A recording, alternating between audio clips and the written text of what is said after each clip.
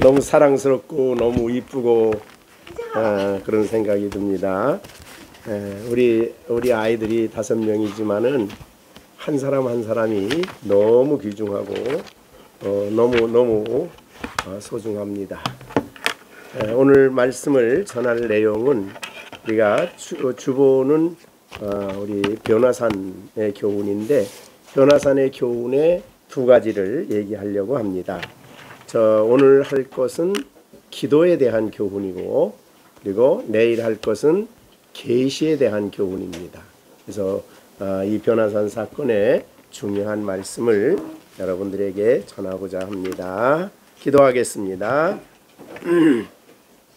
하나님 아버지, 이렇게 이틀 동안 가서 사랑의 교제를 나누게 하시고 한마음 한뜻이 되어 이렇게 또 귀한 식사동에 와서 또 이틀을 말씀을 나누며 교제하는 시간을 갖게 되었습니다.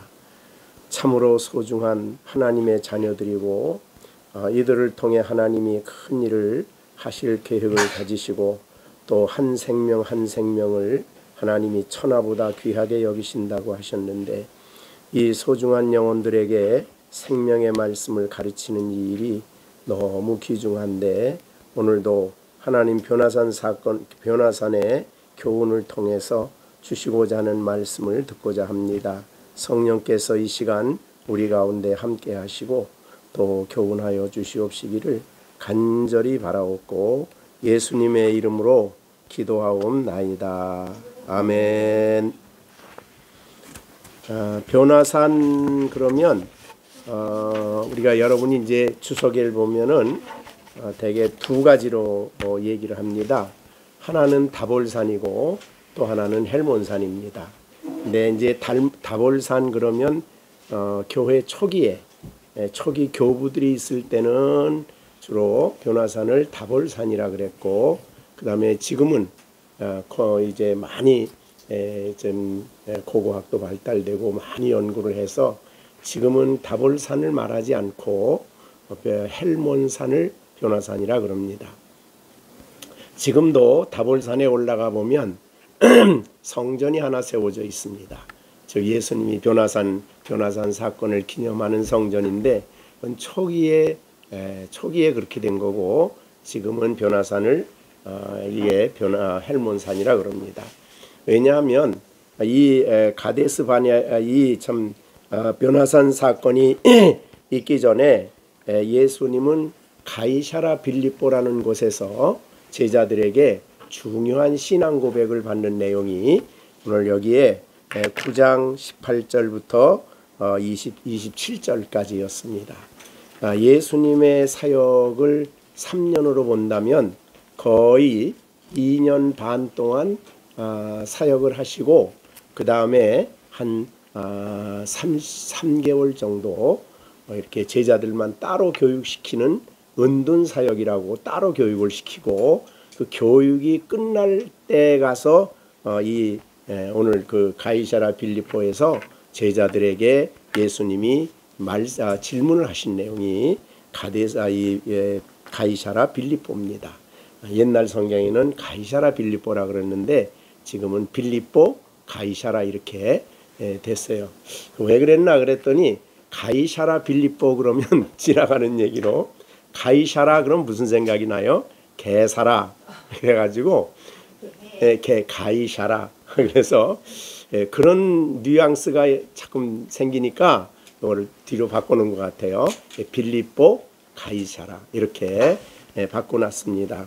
어떻든 이 사건이 있고 난 곳에서 이 가이사라 빌립보는 어디냐면 헬몬산 밑에, 지금으로 말하면 단지역입니다.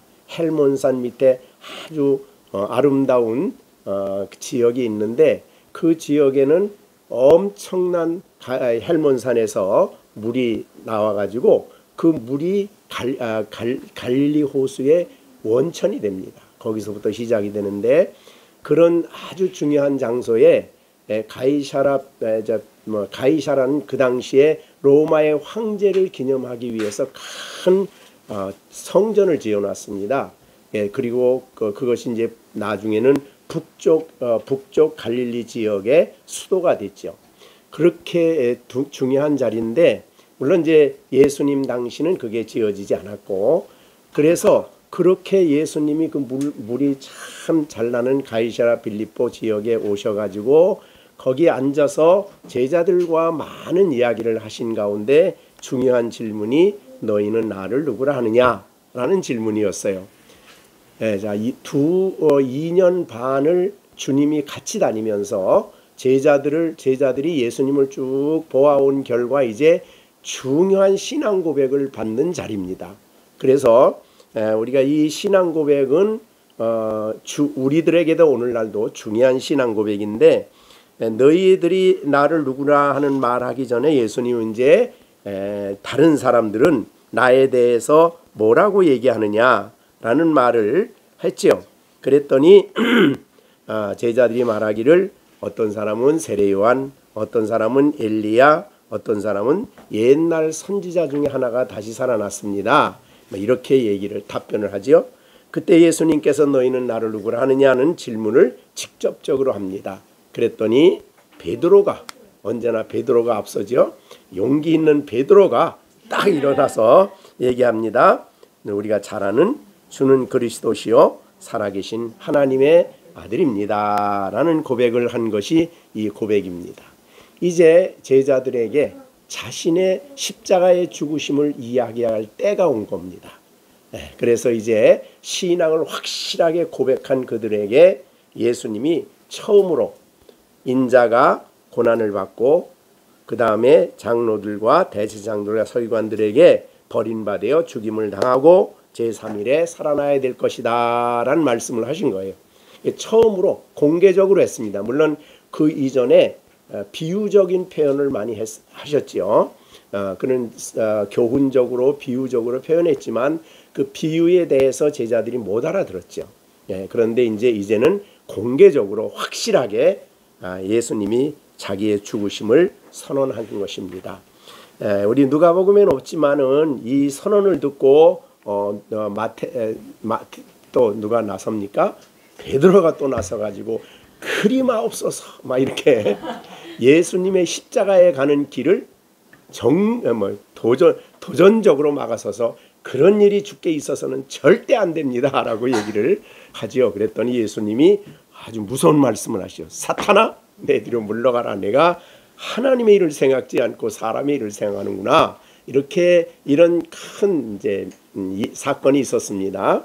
그리고 난 다음에 이제 예수님께서 그 제자들에게 하신 말씀이 아무든지 나를 따라오려거든 자기를 부인하고 날마다 제 십자가를 지고 나를 따르라는 중요한 도전의 말씀을 합니다. 사실은 굉장히 많은 의미가 포함된 말이지만은 어떻든 제자들에게 너희가 나를 따라오려고 하느냐? 그러면 나를 따라오려고 하면 내 생각대로 사는 너를 부인하고 육신의 생각을 따라 생각하는 너를 부인하고 날마다 하나님이 내게 메어주는 십자가를 지고 나를 따르라 이런 말씀을 하시면서 이렇게 주님을 따라가려면 이제 여기 24절에 누구든지 제 목숨을 구원하고자 하면 잃을 것이요 누구든지 나를 위하여 제 목숨을 잃으면 구원하리라. 이 내용은 죽을 각오를 하라는 것이죠. 나를 따라오려면 죽을 것을 각오하고 또 죽을 수도 있다. 그런 말씀을 주님이 하신 것입니다. 자, 이렇게 이런 중요한 말씀을 하시고 난 다음에 이제 제자들은 가이사랴 빌립보에 남겨두시고 그 다음에 3명만 데리고 기도하러 가신 거예요. 근데 이 가이사랴 빌립보 지역에서 갈멜산까지 이제 거기는 그 당시는 다 걸어가지요. 근데 갈멜산이 이스라엘 땅에서는 제일 높아요. 220m, 해발 2200m 정도 됩니다. 굉장히 높죠. 해발 2200m 정도 되는 곳입니다. 그러니까 굉장히 높은 지역에 가시는데 이 거리가 대개 한 40km 정도 돼요. 그러니까 가이사랴 빌립보에서 제자들을 두시고 3명을 데리고 이제 헬몬산을 향해 가시는 겁니다. 근데 헬몬산이 무슨 남산같이 그렇게 조그만 산이 아니에요. 2200이면 우리나라 지금 백두산이 2000 얼마죠? 예, 그렇게 높은 산입니다. 그러니까 높은 산이니까 제일 높은 데는 그렇게 높고, 때로는 뭐 2700이라고도 얘기하고 2100이라고도 얘기하는데, 제일 높고 그 주위에 많은 봉우리들이 있겠죠. 많은 산들이 있겠죠. 예, 그래서 제일 높은 봉우리 2200km까지 갔다는 뜻은 아니고, 예, 이런 그 중에 어떤 산, 그 중에 산에 이제 제자들을 데리고 예수님께서 가십니다. 자, 우리가 생각하기에 기도하시려면은 뭐 그 가이사랴 빌립보 지역에도 얼마든지 그 주위가 다 산지니까, 전부 다 산지예요 거기는. 그러니까 얼마든지 할 수 있는데 구태여 왜 거기까지 갔을까? 특히 세 제자를 데리고 거기까지 갔을까? 참 이상하죠. 거기까지 가서 제일 높은 산에 올라가시는 그런 모습을 우리가 이제 28절에서 볼 수 있는데, 거기 가신 이유를 다른 여기에 마태나 마가는 따로 높은 산이라고 표현을 했는데, 누가가 굉장히 관찰력이 의사죠. 누가는. 그래서 다른 복음서보다도 굉장히 관찰이 세밀한데, 여기에서 이렇게 거기에 변화산에 간 목적을 설명합니다. 그 목적이 뭐예요? 28절에 뭐하러 그 산에 가십니까? 기도하러 가신다. 가까운 데서 할 수도 있죠. 근데 왜 하필 그렇게 이렇게 먼 거리를 가셔가지고 높은 데 올라가셔가지고 거기서 왜 기도를 하셨을까는 그런 생각을 해볼 수가 있어요. 그런데 여기서 한 이유는 우리가 이제 기도할 때 나타난 두 분을 보면 알 수 있어요. 기도할 때 누가 나타났죠? 모세하고 그 다음에 엘리야. 자, 그러면 엘리야하고 모세가 나타난 그곳이 어디죠? 시내산, 그죠? 시내산입니다. 그런데 시내산에 가장 많이 활동했던 분이 모세지요. 부르심 받을 때도 호렙산, 그 다음에 갔다 출애굽하고 와서도 시내산 앞에서 진을 치고 거기서 한 두 달여 기간을 기다리시면서 하나님의 계명을 받고 말씀 받은 게 전부 다 시내산에 올라가서 했어요. 제일 높은 산이죠. 높은 산에 올라가서 하나님 말씀을 받고 거기서 기도했어요. 그리고 하나님이 모세에게도 늘 일로 올라오라. 다른 사람은 올라오지 말고 너희만 올라오라. 그래서 백성들은 감히 거기를 못 가고 모세와 여호수아만 그곳에 가든, 또 중간쯤에는 뭐 70장로들이 갔었지만 그들도 하나님 만나는 가장 높은 곳에서는 못 올라갔어요. 그래서 시내산에 올라간 이 제일 갈멜산, 제일 변화산 높은 곳에 올라간 이유는 의미가 있는 거죠.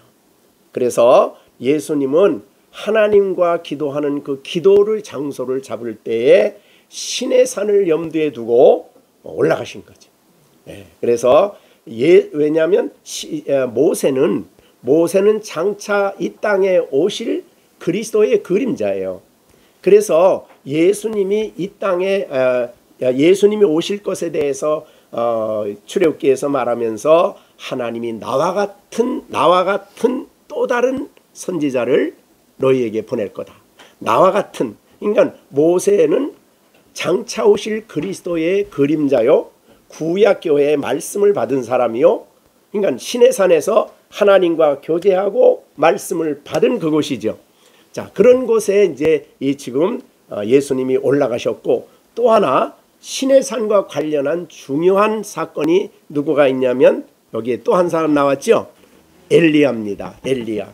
그런데 엘리야와 왜 두 사람이 왔느냐에 대해서 여러 가지 설이 많고 학설이 많지만, 일반적으로 제일 잘 받아들여지는 것은 이 시내산에 가서 가장 심각하게 하나님 앞에 기도하되 목숨을 걸고 기도한 사람이 하나가 있는데 그게 엘리야죠. 그죠? 아합 시대 때에 그가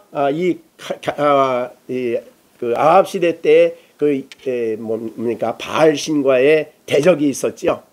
그래서 그 대적과의 갈멜산에서 대적을 해서 그 승리하는 그런 사건이 있었는데, 그 사건이 있고 난 다음에 비가 오지 않던 그 땅에 비를 주시고 아합도 그거를 하나님의 역사인 줄 알았는데,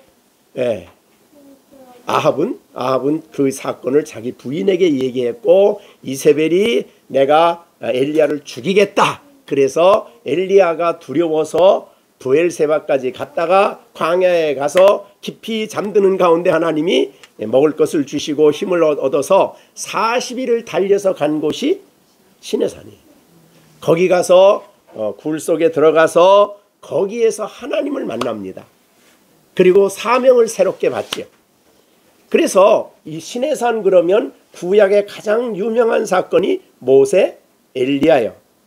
이 두 사건을 염두에 두시고 예수님은 이 이스라엘 땅에서 가장 높은 곳으로 제자들을 데리고 올라가셨어요.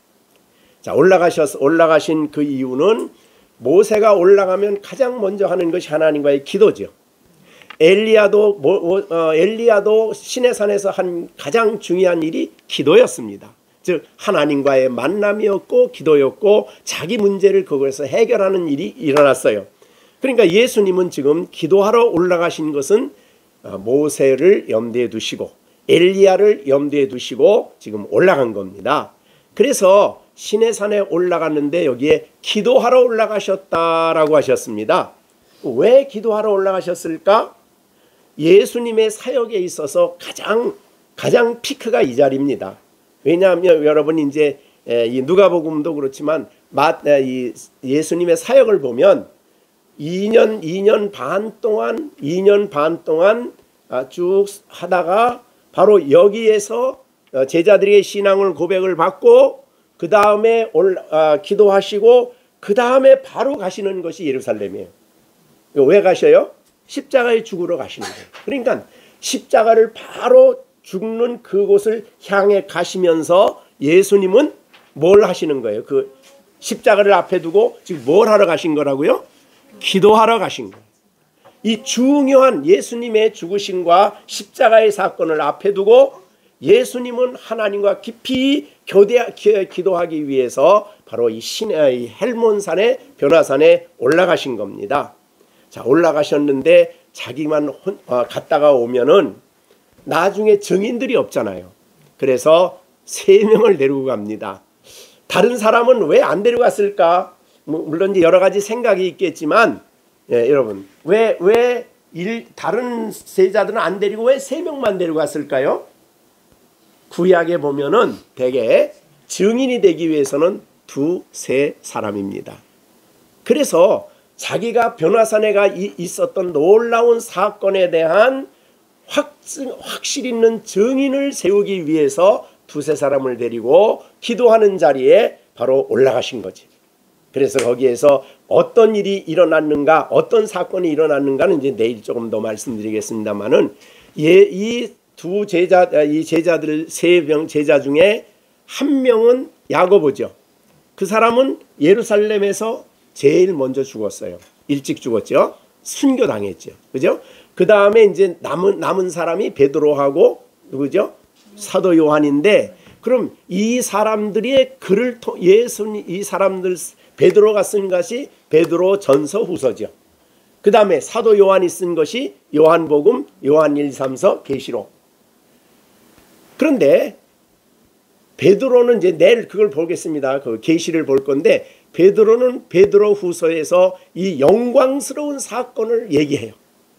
그것이 바로 예수님이 재림하실 것을 보여주신 영광의 현현이에요. 그러니까 재림하실 때 그런 영광스러운 모습으로 오신다. 그거를 이제 보여주신 거죠. 그래서 그거를 이제 베드로후서에 기록을 하고, 그 다음에 사도 요한은 직접적인 내용은 안 했지만은 사도 요한의 재림에 대해서 가장 많이 말한 것이 계시록이에요. 그래서 계시록을 우리가 생각할 수 있고, 또 하나는 이제 요한복음 1장 14절에 보면 아주 사도 요한만이 특별히 말하는 게 있죠. 말씀이 육신이 되어 우리 가운데 거하심에 우리가 그의 영광을 보았다. 그 사도 예수님이 이 땅에 계실 때 영광스러운 모습으로 보인 적이 없죠. 그런데 어디서만 봤어요? 변화산에서 영광스러운 예수님의 모습을 본 것이에요. 그래서 사도 요한은 요한복음 1장에서 바로 이분이 하나님의 아들이 우리 가운데 오셨다는 그 놀라운 사건을 요한복음 1장 14절에서 기록을 하고 있는 겁니다. 자, 그렇게 해서 그러니까 이 세 명을 데리고 간 목적은 나중에 증인, 그러니까 하나는 재림에 대한 증인, 예수님이 하나님의 아들이시라는 이 놀라운 증거를 하기 위해서 증인으로 두세 사람을 데리고 간 것이죠. 자, 그런데 그러니까 이 두 제자들은 기도하러 간 것이 아닙니다.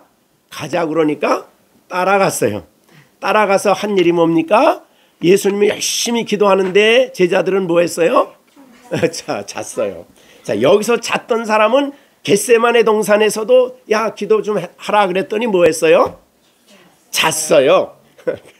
그러니까 참 이게 연약한 인생임을 우리에게 보여주는 건데, 어떻든 예수님은 앞에 이 엄청난 사건을 놓고 십자가를 향해 가시는 이 사건, 이것은 단순히 고난이 아니라 인류 구원 역사의 제일 핵심되는 부분 아니에요.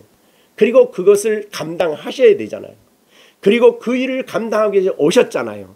그러니까 자기 앞에 있는 이 십자가의 놀라운 사건을 놓고 주님은 기도를 하셔야 할 필요성을 절실히 느낀 거죠. 그래서 주님은 기도하러 산으로 가신 것입니다. 자, 그런데 이 교훈을 우리가 생각해 보면 예수님이 제자들에게 우리 아까 말씀드린 대로 무리에게 이르시되 아무든지 나를 따라오려거든 뭐 하라고요? 23절에 자기를 부인하고 자기 십자가를 날마다 제 십자가를 지고 나를 따르라. 그 말은 우리에게 날마다 뭐가 있다는 거죠? 져야 할 십자가가 있다. 그러면 그 십자가를 져야 할 우리들, 그리고 여기서 말한 대로 제 목숨을 아까워하지 않고 따라가야 할 하나님의 제자들에게 필요한 게 뭐냐? 그 주님을 따라가기 전에, 십자가를 지고 가기 전에 그 문제를 앞에 두고, 그 사건을 앞에 두고, 해야 할 일을 앞에 두고 우리가 해야 할 일이 뭐라고요? 기도다. 그거를 주님께서 이 놀라운 변화산 사건을 통해서 아주 강렬하게 교훈해 주신 겁니다. 근데 우리가 대개 실패하는 이유는 기도할 자리에서 뭐 해서요? 대개 실패하는 이유는 기도할 자리에서 뭐 하다가? 잠자다가, 그렇죠? 기도하지 않고. 그러니까 그렇게 되면 실패를 하는 거예요. 그러니까 기도 없으면 우리는 실패를 해요. 넘어져요. 제대로 못합니다. 그래서 우리가 유명한 베드로가, 그죠? 내가 주를 위해서 죽는 자리까지 갈 겁니다. 그랬더니 예수님이 야, 내가 나를 따라와 닭 2번 울기 전에 나를 3번 부인한다. 이랬죠. 그 사건을 얘기해 놓으시고 가서 기도하자 그런 거예요. 그 왜 그래요? 그걸 이기려면 정말 부인하지 않고 정말 승리하려면 뭐 해야 돼요? 하나님의 은혜를 구하고 기도해야 되는데 그 기도할 시간에 베드로는 뭐 했습니까? 아주 깊이 잠잤습니다. 그래서 실패를 한 겁니다. 그러니까 신앙인의 삶에 기도의 실패는 신앙생활의 실패와 연관이 되는 겁니다. 우리가 너무너무 이 기도의 중요성을 우리가 이 본문을 통해서 강렬하게 우리에게 보여주시고 있다. 그래서 여러분이 기도는 그냥 하는 것이 아니라 우리 앞에 있는 주님을 따라가는 것이 성도의 삶이니까 주님을 따라가는 성도, 그리고 그것이 교회 일이든 또한 어디에 직장의 일이든 무슨 일이든 그 문제를 놓고 하나님 앞에 진지하게 기도하기 위해서 따로 기도하는 게 필요하다. 그 말이죠. 그래서 특별한 마음을 가지고 하나님 앞에 가서 기도를 하는 일이 필요하다는 것을 우리에게 절실하게 보여준 것이 변화산 사건의 중요한 교훈입니다. 두 번째는요, 이 본문에 보면은 이 29절에 예수님이 기도하실 때 그랬습니다. 그러니까 여기에 그리고 난 다음에 이제 그 뒤에 보면 37절에 산에서 내려올 때 언제 어떻게 내려왔다 그랬냐면 이튿날 내려오셨다 그랬어요. 그러니까 올라가서 밤새도록 기도하시고 이튿날 내려오신 거예요. 예, 그렇게 볼 때는 예수님이 그 기도 시간은 밤새워 기도하는 시간이었다. 그렇게 볼 수 있죠. 그런데 그 기도할 때에 어떤 사건이 일어나요? 용모가 변화되고 그 옷이 휘어져 광채가 났다. 용모라는 말은 뭘 말하는 거예요? 사실은 용모. 우리 시완이 용모가 어때요? 용모가 시완이 얼굴 모습이 어때요? 그걸 용모라 그러는 거예요. 그러니까 이 옷은 이미 옷은 입었고 겉으로 나타나는 것은 얼굴이죠. 얼굴. 그래서 우리가 이제 마태복음 17장에 보면은 뭐라고 그랬냐면요. 용모라고 안 그러고 거기는 그 얼굴이 그랬어요. 그 얼굴이 해같이 빛났다. 그러니까 얼굴이 해같이, 해는 아니에요. 해같이 빛났다. 그러니까 그런 광채가 난 거죠. 예. 자, 그러면 여러분, 이 예수님이 기도하실 때 광채가 난 것은 어떤 의미일까? 왜 이렇게 광채가 났을까? 그걸 보려면 우리가 모세를 보면 알아요. 자, 모세도 산에 가서 간절히 기도하고 산에서 내려오는 사건을 출애굽기 34장에 기록하면서 뭐라고 하냐면 그가 얼굴 피부가 광채가 나나 깨닫지 못했다라고 출애굽기 34장 29절에 기록하고 있어요. 그러니까 변화산에 올라가서 기도한 모세는 얼굴에 광채가 났어요. 근데 예수님은 모세 광채와는 비교할 수 없는 해같이 빛났다 이렇게 되어 있거든요. 자, 그런데 그래서 모세가 내려올 때에 그런 말을 했습니다. 왜 광채가 났는가? 출애굽기 34장 29절에 보면 모세가 여호와와 말씀하였음을 인하여 광채가 났다 그랬어요. 얼굴에. 그러니까 가만히 가서 그냥 기도하는데 그냥 광채가 난 게 아니에요. 그러니까 여기서 얼굴에 광채가 난 것은 바로 하나님과 말씀을 했다는 거예요. 하나님을 대면했다는 거죠. 그것이 광채가 난 이유입니다. 그러니까 예수님도 산에 올라가서 광채가 났을 때 기도 자체가 광채가 나게 한 거 아니에요. 기도라는 것은 살아계신 하나님을 대면하는 건데 영광의 하나님이 친히 자기를 나타내심으로 하나님과 말씀하였음을 인하여 예수님의 모습에 광채가 났다. 이렇게 우리가 생각할 수 있는 말입니다. 자, 그러면 기도의 두 번째 교훈은 뭐냐면 기도는 나 혼자 가서 중얼중얼하는 게 기도가 아니다. 기도는 우리가 주기도문에서 가르쳐준 말씀대로 자, 우리 시온이 주기도문 할 때 첫 번째 뭐라고 기도해요? 하늘에 계신 우리 아버지. 그러니까 아버지를 향한 기도예요. 아버지가 안 계신데 아버지를 부르는 기도가 아니죠. 기도는 하나님 아버지. 근데 우리가 기도할 때에 하나님 아버지를 간절히 찾는 자에게 아버지가 자신을 나타내신 겁니다. 그래서 예수님의 기도는 아버지와 깊은 만남이었습니다. 그것이 기도 내용보다도 더 중요한 기도의 자세예요.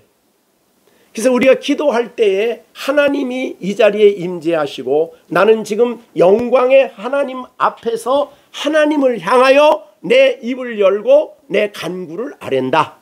이것이 우리의 기도의 중요한 교훈입니다. 그래서 하나님 앞에서입니다. 자, 저도 기도가 늘 부족하지만 사실은 기도할 때에 영광의 하나님 앞에 내가 있다는 그런 임재, 하나님의 임재에 대한 믿음 속에서 그분을 향해서 우리가 그렇게 기도하나 우리가 봐야죠. 자, 그런데 우리 신약시대 성도들은 맨날 변화산에 올라가는 건 아니지만 우리가 이 요한계시록 4장에 보면은 기도에 우리가 하나님 앞에 기도할 때 물론 예배와도 관련이 되지만 그러므로 긍휼하심을 받고 뭐죠? 때를 따라 도움는 은혜를 얻기 위하여 은혜의 보좌 앞에 담대히, 그 담대히라는 것은 중보자 예수님이 있기 때문에 담대해요. 그래서 예수님의 피를 의지해서 담대히 은혜의 보좌 앞에 나가는데, 그 보좌가 어디냐면 바로 하나님이 임재한 자리죠. 그죠? 그래서 구약 시대 때에 이 보좌라 그러면 시은소예요. 자, 시은소는 거기에 누가 임재하냐면 하나님이 임재하는 자리죠. 그리고 거기는 보배로운 피가 뿌려지는 자리죠. 그래서 요한 히브리서 10장 19절에는 그러므로 그런 10장 19절이 뭐죠? 그러므로 우리가 예수의 피를 힘입어 성소에 들어갈 담력, 피를 힘입어 들어가는, 그게 바로 하나님 앞입니다. 자, 그러니까 기도할 때 그런 믿음이 우리에게 있어야 된다 그 말이죠. 그냥 기도합시다 그러면 기도합시다 그러고 나 혼자 중얼중얼하고 끝나는 게 아니라 은혜의 보좌 앞이다. 예수님의 피가 있어서. 근데 예수님은 단번에 들이신 자기의 피로 단번에 제물로 드렸기 때문에 또 다른 피가 필요 없는 거죠. 예수님의 피를 힘입어 나같이 부족하고 허물 많고 연약한 나라도 예수님의 피를 힘입어 아버지 앞에 담대히 서서 하나님을 향해서 입을 여는 거죠. 그것이 바로 예수님의 얼굴에 광채가 나게 된 내용의 설명입니다. 그러니까 우리의 신앙생활에 있어서 하나님의 임재를 늘 의식해. 우리의 기도할 때 우리가 생각할 때도 항상 먼저 생각해야 될 중요한 교훈은, 나는 지금 예수의 피를 힘입어 은혜의 보좌 앞에 있고 예수의 피를 힘입어 하나님 임재 속에 내가 있다. 그리고 하나님을 향해 기도한다. 이게 중요한 교훈이죠. 이 말씀에 아주 중요한 교훈입니다. 그래서 우리는 기도할 때에 이런 아주 정말 그걸 늘 의식해야 됩니다. 의식하고 생각하고, 그렇게 예수님 믿는 믿음으로 내가 지금 은혜의 보좌 앞. 그러니까 구약 성도들은 대제사장이 1년에 한 번씩 들어가잖아요. 그런데 예수님이 십자가에서 못 박히실 때 휘장이 어떻게 됐어요? 그 휘장이 어디서부터 어떻게 찢어졌죠? 사람이 찢은 게 아니란 뜻이에요. 그게 사람은 밑에서부터 찢어야 되는데 위에서부터 찢었다는 것은 하나님이 그것을 찢어주시고, 우리로 하여금 대제사장은 1년에 한 번 들어가는 그 자리에 신약시대 성도들은 예수의 피를 힘입어 언제나 그 자리에, 그 거룩한 자리에, 그 임재 앞에 설 수 있고 그 임재 앞에서 아버지를 부를 수 있는 자리에 우리를 있게 하셨다.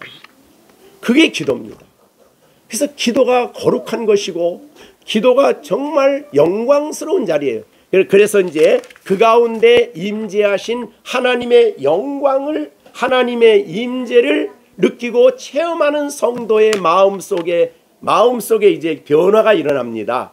그래서 마음에 확신도 오고, 그 다음에 감사도 오고, 그 다음에 기쁨도 오고, 그렇게 되는 거예요. 그것이 얼굴로 표현이 되는 거예요. 내 안에 임재한 그 하나님의 마음의 심령의 여기 얼굴에 평강이 오고 감사가 오고, 그냥 기도할 때는 여러 가지 근심스러운 마음으로 들어가 기도했다가 하나님을 만나고 난 다음에 일어나서 나올 때는 얼굴에 무거운 짐을 다 맡겼잖아요. 그래서 평안이 오잖아요. 그리고 소망을 갖잖아요.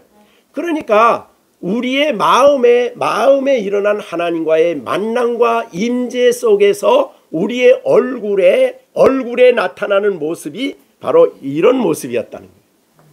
자, 그래서 예수님이 얼굴에 광채가 났다는 것은 하나님을 만났다는 뜻입니다. 물론 영적인 말하자면 수준은 우리와 차이가, 말도 못하게 차이가 나겠지만 어떻든 그 원칙은 그래요.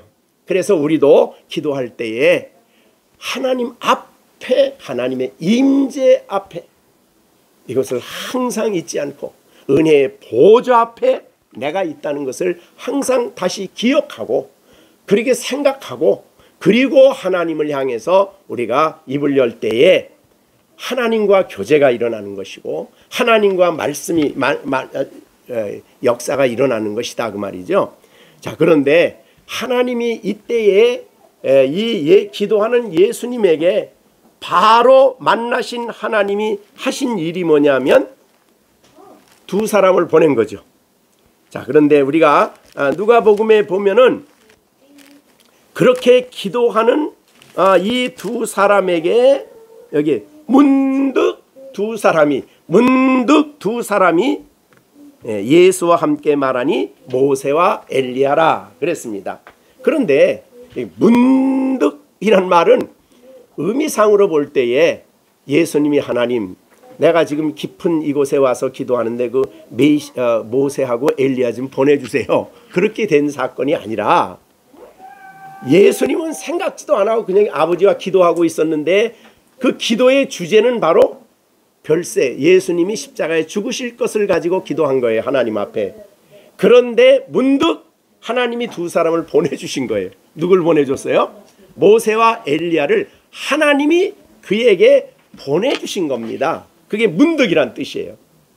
그래서 문득 두 사람이 예수와 함께 나타나서 예수와 함께 이제 말을 하는데 모세와 엘리야였습니다. 자, 이 예수님이 이때 활동할 때에 이 모세는 예수님 오기 1000년 전 사람이에요. 그 다음에 또 여기에 누구요? 엘리야는 500년 전 정도 사람이 돼요. 자, 그러면 자, 이 두 사람이 나타났을 때 예수님이니까 모세를 알아봤을까요? 인성을 가지신 예수님이 탁 알아볼 수 있는 사람일까요? 그러니까 예수님이 하나님이니까 신성을 가지셨으니까 모세를 알아봤다. 지금 이 기도하는 자리는 신성보다는 인성이 강조되는 자리예요. 그래서 모세가 나타났을 때 예수님은 모세를 알아보셨죠. 자, 모세와 엘리야가 서로 알아봤을까요? 못 알아봤을까요? 1000년 전 사람이고 500년 전 사람인데 알아봤어요. 거기는 육신은 안 갔죠. 이 사람들은 육신은 다 육신은 모세는 땅에 있고 그 다음에 이제 엘리야는 이제 바로 즉방으로 갔으니까 뭐 몸이 있는지는 잘 모르겠어요. 어떻든 그런 모세인데 알아봤어요. 자, 우리가 참 신기하죠. 신기한 부분이에요. 자, 우리가 먼저 우리보다 하나님 나라에 먼저가 있는 사람, 우리가 이 세상의 삶을 마치고 천국에 갔을 때 그 사람들 알아볼까요? 못 알아볼까요? 다 알아봐요. 그래서 여러분들이 바울에게 만나서 그때 로마서 배웠는데 이게 이해가 안 됐습니다. 그런 사람은 좀 얘기 좀 해주세요. 그럼 이제 바울이 자세히 설명해 줄 겁니다. 그러니까 하나님 나라에는 영으로 가 있지만 알 수 있고 볼 수 있고 인격적으로 활동할 수 있는 존재예요. 하나님 나라는. 근데 물론 이제 재림하셔서 새 몸을 입긴 있지만은 그럼에도 불구하고 영으로 가 있다고 해서 아무것도 없는 그런 모습은 아니죠. 그러니까 우리가 이거는 신비적인 부분이기 때문에 다 이해할 수는 없지만은 이런 것을 미루어 볼 때에 우리는 하나님 나라에 있는 영혼들은 친히 이 땅의 삶을 마치고 세상을 떠나서 영광의 나라에 가 있는 사람들은 모두가 다 거기에 지금 살아있는 사람이죠. 거기에 지금 활동하고 있고 거기서 지금 말할 수 없는 영광을 누리고 있는 사람입니다. 그냥 뭐 영이라 그러니까 아무것도 없이 그냥 뭐 어떻게 하는 그런 존재들이 아니에요. 어떻든 그런 모습을 이 모습 속에서 우리에게 보여주시고 있다. 자, 그래서 두 분이 나타났습니다. 나타났는데 괜히 신비로운 체험을 시키기 위해서 온 게 아니에요. 왜 왔습니까? 주제를 가지고 왔어요. 무슨 이야기 거리가 있어 왔어요. 근데 그 얘기가 뭐예요? 이 31절에 영광 중에 나타나서 그 다음에 장차 예수께서 예루살렘에서 별세하실 것을 뭐 했어요? 말할세. 그러니까 예수님의 십자가의 죽음에 대한 이야기를 하는 것이 이 변화산 사건의 이야기의 주제였습니다. 거기서 무슨 얘기했을까?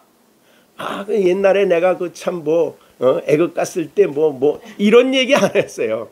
그때에 거기에서 모든 가장 중요한 주제는 예수님이 별세, 어디에서? 예루살렘 밖이 아니에요. 예루살렘에서. 그러니까 예루살렘에서 이 별세하실 것에 대해서 진지하게 얘기했다. 그 말은 어떤 뜻일까요?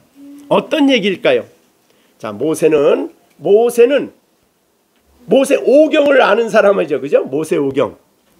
그렇기 때문에 모세 오경 속에 나타난 또는 그 모세 오경에 쓰여진 성막이라든가 제사제도라든가 모든 구약의 내용을 가지고 장차 오실 그리스도를 쓴 내용을 가지고 충분히 예수님 앞에 얘기했어요. 그래서 예수님은 기도하는 가운데 예루살렘에서 내가 죽어야 된다는 것이 더 분명해졌고 더 확실해졌고 이것이야말로 세상을 하나님이 구원하시고자 하는 놀라운 계획이라는 것을 더 분명하게 해주신 곳이 바로 여기입니다. 그래서 모세가 나타난 거죠. 그래서 모세 아마 그 영적 세계는 이 지식이 오고 감이 얼마나 빠른지 모르죠. 지금 AI보다 더 빠를 것 같은데 그렇게 놀라운 내용을 가지고 모세 오경에 나타난 모든 말씀을 가지고 충분히 주님과 함께 얘기하면서 예수님이 별세하는 것에 대한 의미와 그것이 어떤 내용이며 어떻게 성경에 미리 하나님이 말씀하셨으며 모든 내용을 예수님에게 충분히 설명을 했을 겁니다. 그리고 이야기를 했을 겁니다. 그 다음에 엘리야죠? 네, 엘리야는 엘리야가 시내산에 와서 하나님을 만나는 장면이 거기 기록되어 있잖아요. 그래서 사실은 엘리야는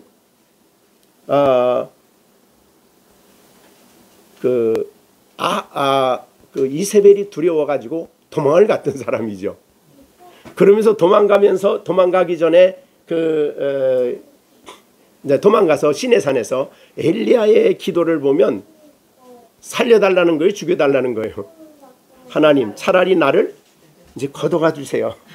더 이상 나는 정말 못해 먹겠습니다. 쉽게 말하면 선지자로 그렇게 오랫동안 기다리며 이민족이 회개하기를 위해서 그렇게 기도하고 그렇게 기다리며 그렇게 했는데 남은 사람이 하나도 없네요. 나 하나밖에 없어요. 그랬더니 하나님이 야, 왜 너 하나밖에 없어? 아직도 남은 자가 7,000명이 있어. 아직도 바알에게 무릎 꿇지 않는 7,000명이 있어. 너 아무것도 안 한 것 같지만 내가 아무것도 안 한 것 같지만은 너의 복음 전파의 영향으로 아직도 7,000명이 남아있어. 그들은 바알에게 무릎 꿇지 않고 신앙을 지키는 사람들이 아직도 있다. 그걸 알려준 거지. 그죠? 예. 그래서 그렇게 알려주고 어떻든 엘리야는 나는 더 이상 못합니다. 이제는 내 생명 거두가 주세요. 그때 하나님이 그걸 받아들이셨어요. 그래가지고 받아들이고 그 사명을 대신할 엘리사를 지명하십니다. 그래서 엘리사의 사역을 보면 바울보다 훨씬 더 많은 사역을 하셔요. 자, 그런 내용을 맞죠? 엘리야가 엘리사를 후임자를 세우라고 얘기를 하셔요. 엘리사를 후임자로. 그래서 엘리야가 한 일보다는 엘리사가 한 것이 엄청 많아요. 근데 엘리사의 한 얘기를 가만히 내용을 거의 보면 빵을 주고 어떻든 내용을 보면 주님이 하시냐고 거의 비슷해. 그렇게 많은 일을 했어요. 기적을 나타내시고. 자, 그렇게 했는데 그것은 뭘 얘기할까? 주님, 변화산에서 주님이 별세해도 주님의 일은 끝나지 않습니다. 주님이 별세해도 지금 남아있는 제자들이 사도행전에 나오는 거죠. 제자들이 하나님 나라를 확장하고 하나님의 영광을 위해서 저들이 역사를 할 겁니다. 이런 엄청난 이야기들이 여기 성경에는 없지만은 어떻든 그런 이야기들이 오고 갔을 거다 이 말이죠. 그래서 예수님의 십자가의 죽으심은 그거로 끝이 아니다. 아니고 하나님의 놀라운 사역은 구원 역사는 제자들을 통해서 오늘날 교회를 통해서 오늘날 우리 시온이 시준이를 통해서 계속 하나님의 나라의 일은 계속될 거다. 그거를 하나님이 이 사건을 통해서 예수님에게 보여주셨죠. 그러니까 예수님은 기도하러 올라가서 혼자 하나님 뭐 어쩌고 자기가 기도하다가 끝난 기도가 아니었습니다. 무슨 기도요? 하나님과 대화를 했어요. 일단 하나님을 만나는 자리였고, 그 다음에는 하나님이 말씀하실 때에 엘리야와 모세를 사용하셔서 예수님의 별세에 대한 사건이 구약에 충분히 보장되어 있는 것은 죽어야 된다. 구약의 수많은 양들이 죽은 것, 속죄 양들이 죽은 것, 말할 수 없는 양들이 피를 흘려서 성전 낙성식을 할 때는 막 수천 마리가 죽었잖아요. 그 모든 양들의 피 흘림은 바로 당신이 십자가에서 피 흘리는 것을 예표해 준 겁니다. 그러니까 구약의 모든 내용은 예수님의 십자가를 통해서 완성이 되는 거예요. 그래서 예수님은 십자가에 운명하실 때 다 이루었다는 말은 구약의 예수님에 대한 예언이 완전히 이루어졌다. 주님은 그 일을 위해서 이 땅에 오신 것이고 그 일을 성취하신 자리가 바로 예루살렘에서 돌아가시는 그 자리입니다. 그거를 모세를 통해서 확증을 한 것입니다. 그리고 엘리야를 통해서는 바로 죽으시지만 끝나지 않습니다. 네, 그래서 예수님이 아주 특이한 말을 하셔요. 그 내용을 보면 무슨 말씀을 하시냐면요. 요한복음 14장 우리 12절 이런 말씀을 하셔요.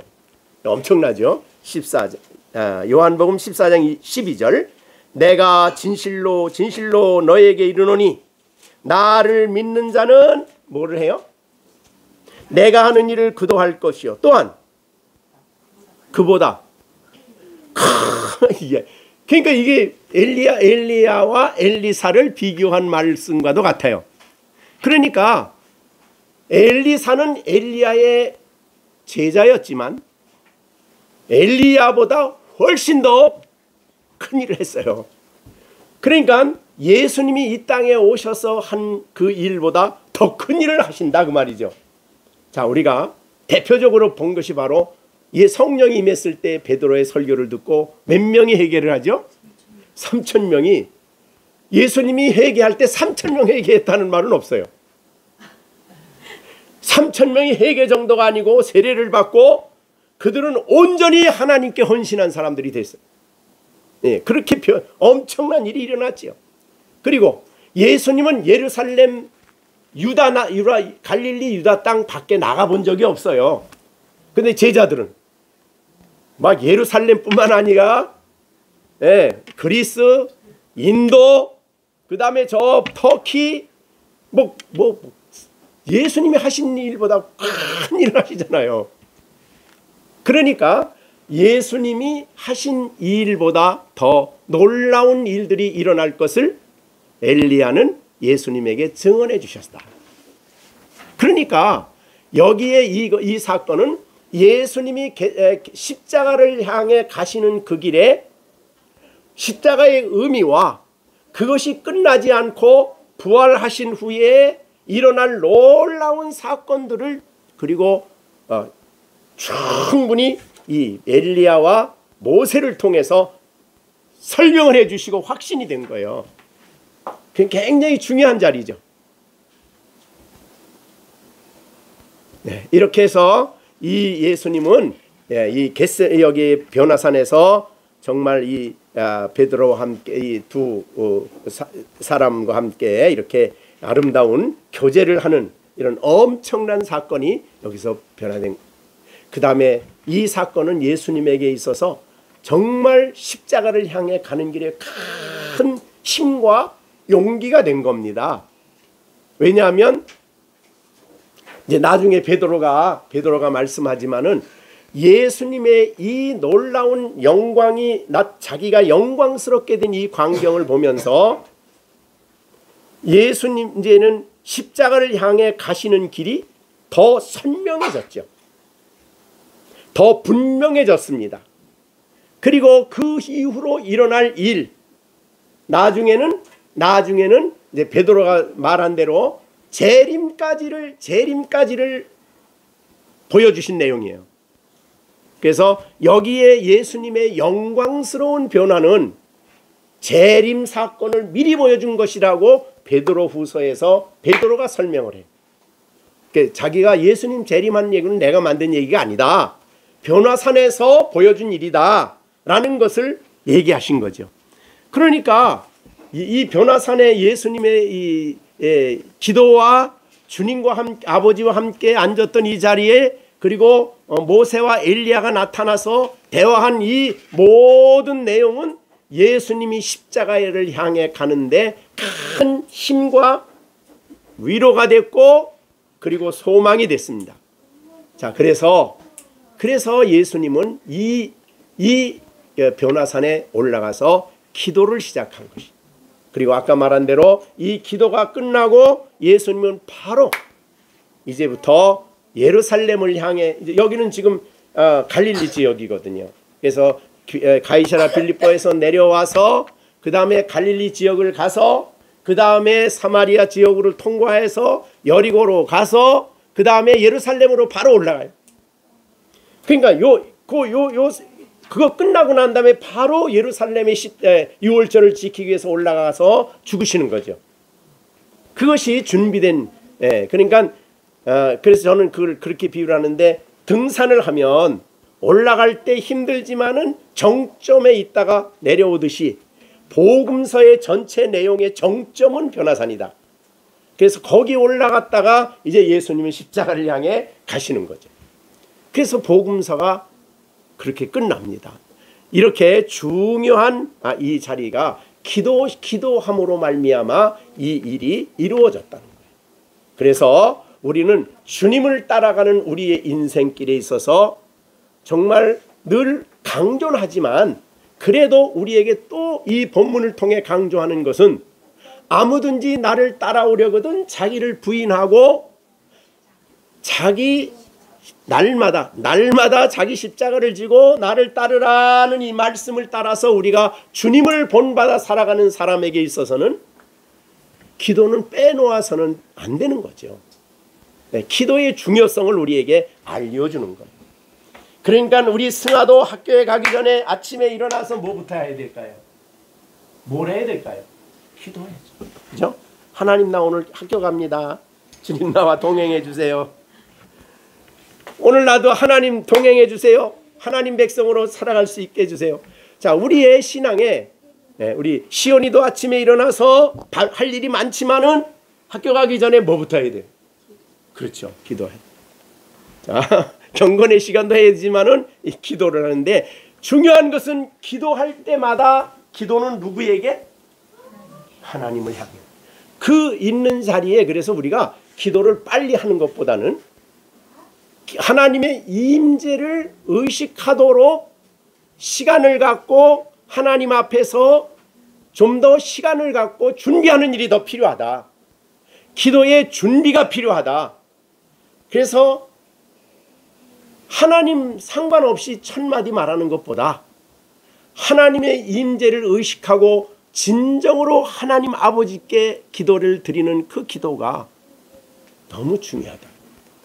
자, 우리가 예수님 가르쳐준 기도를 무슨 기도라 그러죠? 주기도문이라고 그러죠. 어느 책에 보니까 그 목사님이 그랬더라고요.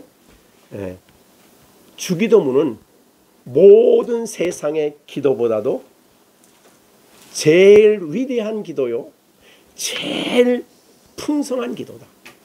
짧은 기도지만 몇 시간을 기도하는 것보다 짧은 기도지만 하나님 앞에서 그런 기도를 가지고 기도할 수 있다는 것은 이건 엄청난 기도라는 거예요.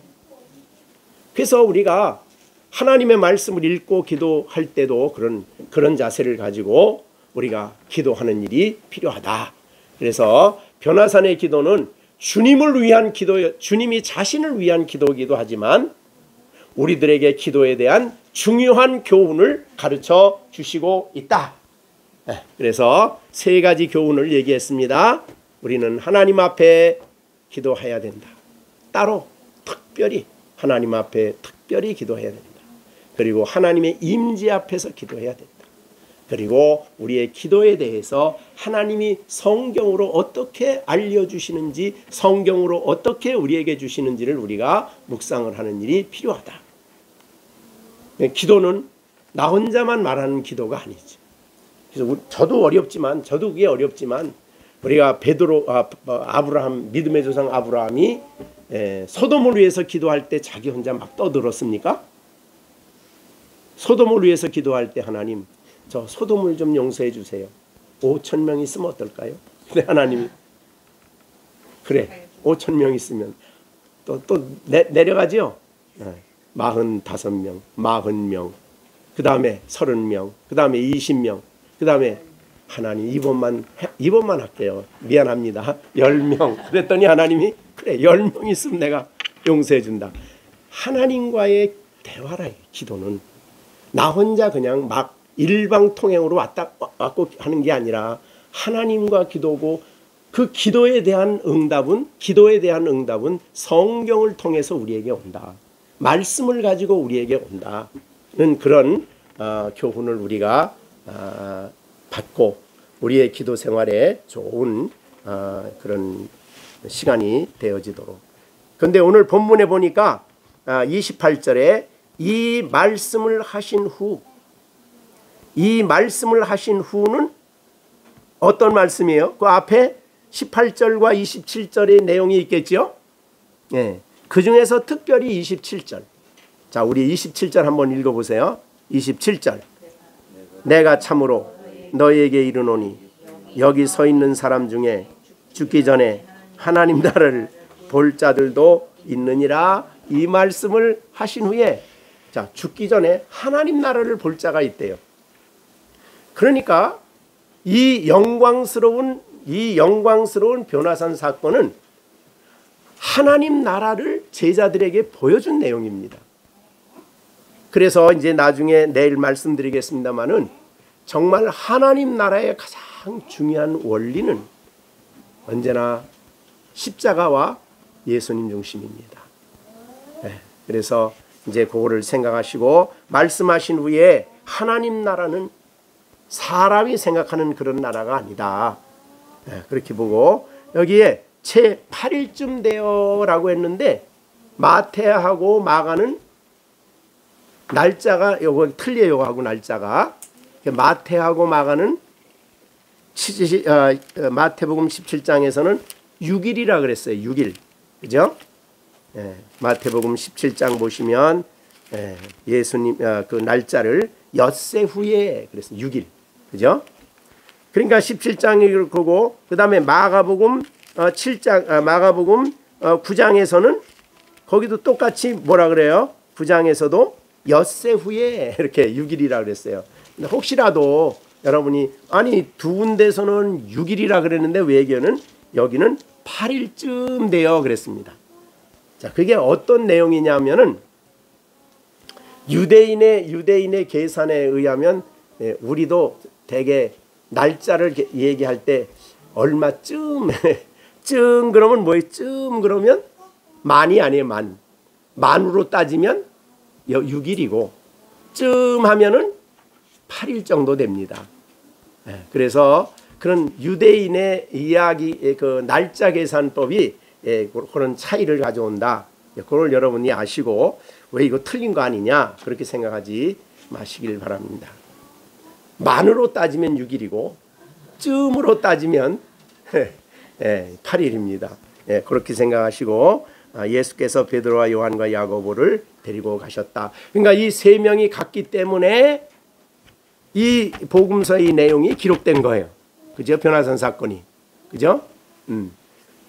근데 이제 야고보는 일찍 죽었으니까 남긴 게 없고 순교했으니까 요한과 베드로만 늦게까지 살아 있었기 때문에 자기의 성경 자기의 그 서신서를 쓰면서 이렇게 요한복음을 쓰면서 이 사건을 말씀해 주셨다. 이렇게 그래서 그들의 증거가 진실이다. 그리고 사실은 요한복음은 더 많이 말씀하실 수 있었지만 하지 않은 중요한 이유는 다른 복음서에 없는 거를 얘기한 것이 사도 요한이에요. 다른 복음서에서 빼놓은 거, 다른 복음서는 다 있는데 빠진 거를 주로 얘기하다 보니까 요한계시록은 이미 여기 변환산 사건은 이미 있잖아요. 그러니까 그거는 쉽게 그냥 간단하게 넘어갔어요. 그렇게 우리가 보시면 되겠습니다. 자, 그렇게 이제 오늘 설교를 다 했습니다. 기도의 교훈, 아주 강렬한 교훈입니다. 기도를 해야 됩니다. 우리 시준이 기도를 해야 될까요? 안 해야 될까요? 해야 됩니다. 하나님의 백성은. 우리 시령이는 기도해야 될까요? 안 해도 되나요? 반드시 해야 됩니다. 왜? 신앙인의 삶은 기도가 항상 있어야 되기 때문에 다 그런 교훈을 했습니다. 혹시 오늘 앞에 내용 설교한 중에 우리 성경학교니까 혹시 목사님한테 뭐 물어보고 싶은 얘기나 질문하고 싶은 뭐 더 설명이 필요한 얘기 있으면 뭐 물어보든지 하세요. 뭐 물어볼 거 있어요? 우리 학생들이? 네? 변호사는 헬몬산 아니에요? 헬몬산. 하르 헬몬. 히브리어로 하르 그럼 산이고 헬몬이라 그러는데 그러니까 신약을 히브리어로 쓴 신약이 있어요. 그걸 제가 구입을 해서 가지고 있는데 거기는 여기에 헬몬 하르 헬몬이라고 그렇게 기록이 돼 있어요. 이게 헬몬산이죠. 굉장히 다볼산은 아닙니다. 왜냐하면 아까 말한 대로 예수님이 가이사랴 빌립보에서 바로 올라간 산이고 여기까지 여기 이제 다볼산은 거기서 갈릴리까지 내려와서 가이사랴 빌립보에서 갈릴리까지 내려와서 갈릴리에서 또 이스라엘 평야까지 가야 돼. 그러니까 엄청 멀죠, 이 길은. 그래서 실제로 그 내용상으로 볼 때도 이것이 다볼산은 아니다. 그렇게 이제 거의 지금은 그렇게 해석을 해요. 근데 이제 사실 다볼산도 해발 500 정도 되거든요. 500. 500m. 그게 작은 짧은 산은 아니죠. 근데 이제 그 평야가 100 정도 해발 100 정도 되니까 한 400 정도 되는 거죠. 400. 꽤 높긴 높은데 헬몬산과는 비교가 안 되죠.